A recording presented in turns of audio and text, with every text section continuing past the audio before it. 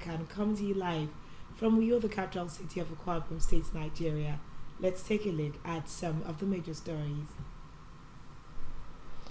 Senate expresses commitment. Plus, European Union pledges 50 million euros in additional humanitarian aid for Gaza. We will bring you details of these stories and more in a moment.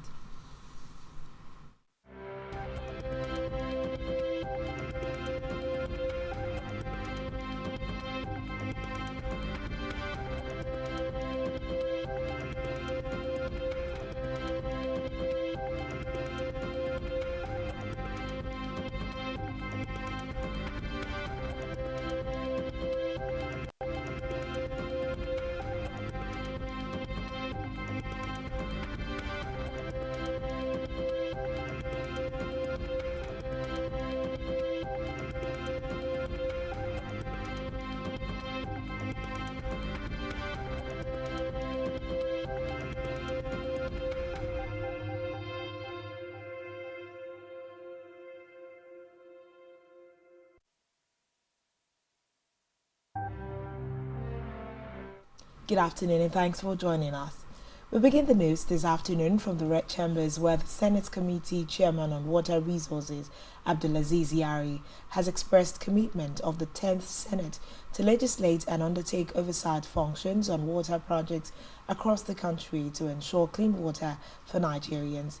Yari spoke at the inaugural meeting of his committee, saying the Parliament, Executive and other stakeholders would collaborate to deliver clean water in line with the United Nations Sustainable Development Goal SDG number 6. The chairman, who represents Zamfara West Senatorial District, noted that the committee under his leadership would provide the federal government with the necessary support to ensure that water for sanitation and hygiene wash is provided for Nigerians. Meanwhile, the Senate has mandated its committees on petroleum upstream, downstream and gas to conduct a holistic investigation into the implementation of the Petroleum Industry Act (PIA) with regard to the potential exit of international oil companies IOCs from Nigeria. It passed the resolution following its consideration of a motion on the urgent need for an inquiry into implementation of the Petroleum Industry Act (PIA) 2021 with regards to the potential exit of international oil companies IOCs from Nigeria, sponsored by Senator Anekan Basi of Akwa Ibom, with the intention of advancing the sector's exploration, development and production. He lamented the lack of clear implementation plans for circumstances like the current trend of IOC exits, as well as the PIA's failure to address issues that concern the protection of the interest of the host communities, producing states and the federal government in a comprehensive manner, or to offer assurances for the handling of similar situations in the future. In the meantime, the Senate has urged President Bola Tinubu to implement the recommendations of the Presidential Committee for the Development of a Comprehensive Plan of Action Against Flooding. The Senate resolution followed the adoption of a motion in Lagos and Ogun states. It urged the federal government to convene a stakeholders meeting to x-ray the recurring situation of floods across the country to prefer a lasting solution.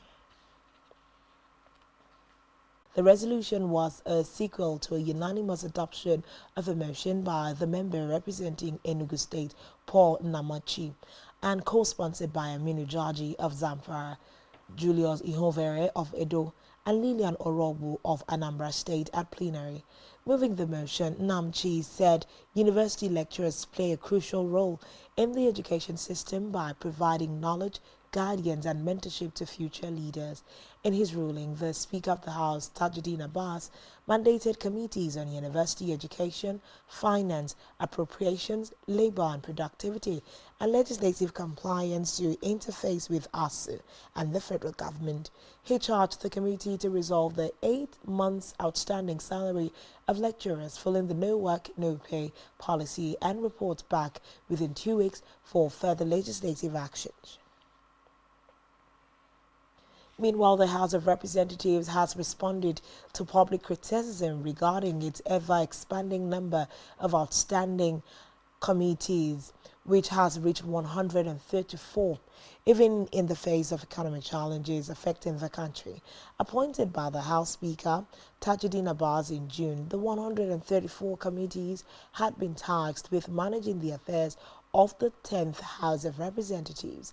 The chairman of the House Committee on Media conceded he pledged to continue the House's weekly press briefing with parliamentary reporters, emphasizing the importance of transparency in the leadership of the 10th Assembly. Still from the Green Chambers, the House of Representatives has also called on the federal government to auction all police barracks across the country. The lawmakers also asked the Ministry of Interior and the Ministry of Police Affairs to liaise with the Bureau of Public Enterprise (BPE) to immediately assess the value of all federal-owned barracks across the country and announce a public offering for same. The resolution of the House was sequel to the adoption of a motion of urgent public importance on the need to address the deplorable living conditions of officers of the Nigerian Police Force (NPF) raised by Murphy Omoruyi.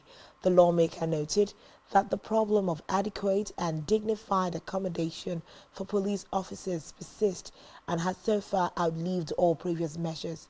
He stressed that between 2019 to 2022, over 5 billion naira was spent by the federal government on barracks renovations, adding that despite all efforts, barracks continue to fail to meet basic needs in their current state of disrepair and lack of maintenance. Back here on the home front, Akwa Ibom State Governor Pastor Omoino yesterday restated his unwavering commitment to lead the state with the fear of God as a true and loyal servant, acknowledging that he would give account of his stewardship before his Creator when his tenure is due. Governor Omoino was exchanging views with the World President General Council of the Seventh-day Adventist Church, Pastor Ted Wilson, who was on a courtesy visit at Government House, Uyo.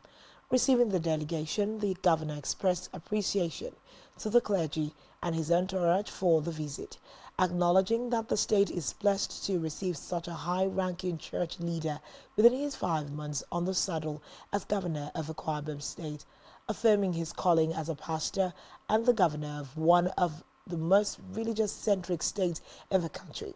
Pastor Omoino encouraged the delegation to maintain their spiritual stance with God and grow from being just religious people to true Christians by replicating the life of Christ on earth, noting that as a pastor, he was conscious of his spiritual stance with God the day he swore to an oath of office of the governor, knowing that he will one day stand before his Creator to give account of his stewardship. Government House correspondent Jane Noah reports that Pastor Wilson particularly acknowledged the serenity and ambience of the state and expressed delight to the governor for his humility, warm reception, and exemplary leadership quality, which has proven his spiritual calling as a pastor, a title of which he also proudly shares, and thanked the people of the state for the display of religious tolerance and freedom of worship, which is the bedrock of the peace experienced in the state. Meanwhile, Akwa Ibom State government yesterday reiterated that the ban of private and commercial motorcycles beyond designated areas in Uyo metropolis still subsists. In a release signed by the State Commissioner for Internal Security and Waterways, retired General Iral Kokoesien, and made available to newsmen, the ban on the use of private and commercial motorcycles except registered dispatch riders within the Uyo capital city area, which includes Ikorekpene Road, Abak Road, Akar Road, Oron Road, and Wangiba Road, is still in force. According to him, the state government has noticed with dismay the illegal return of private and commercial motorcycles beyond designated areas, hence the need for the reminder. He therefore public, especially all motorcyclists, that security agencies have been briefed to strictly enforce the ban on the use of motorcycles within Uyo metropolis from Saturday, the 28th day of October 2023. Adding that any motorcycle found within Uyo Capital City Development Area from the said date shall be confiscated and immediately destroyed without option of fine. We move down to Africa, where the Sudanese army and its rival paramilitary force has resumed peace talks in a new push to end the nearly 7-month conflict between Sudan's warring factions. The Saudi Arabia's foreign ministry in a statement noted that the revived talks between representatives from the Sudanese army, led by Abdel Fattah Burhan, and the Rapid Support Force paramilitary commander by Mohammed Dagalo are underway in the Saudi coastal city of Jeddah. The statement added that the talks are being brokered by both Riyadh and Washington. Still in Africa, the power distribution firm Ghana Grid Company Limited, Gridco, has said that most parts of Ghana have been plunged into darkness due to a lack of gas to power machinery used to generate electricity in the country. The Grid Company said the situation has caused a supply gap of 550 megawatts at peak time at Tema Power Plant near the capital Accra. Reports say Ghana is currently going through its worst economic crisis in a generation.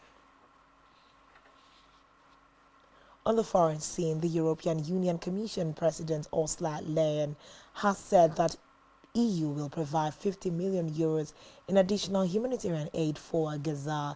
Speaking at a news conference following the first day of the EU Leaders Summit, Leyen said the first 56 metric tons of aid from the Union have already been delivered to Gaza via 2 flights to Egypt. During the conference, the European leaders expressed concern about the deteriorating situation in Gaza and called for aid to reach those in need via humanitarian corridors and pauses for humanitarian needs, as well as a call for a ceasefire. Still on the foreign scene, French Foreign Minister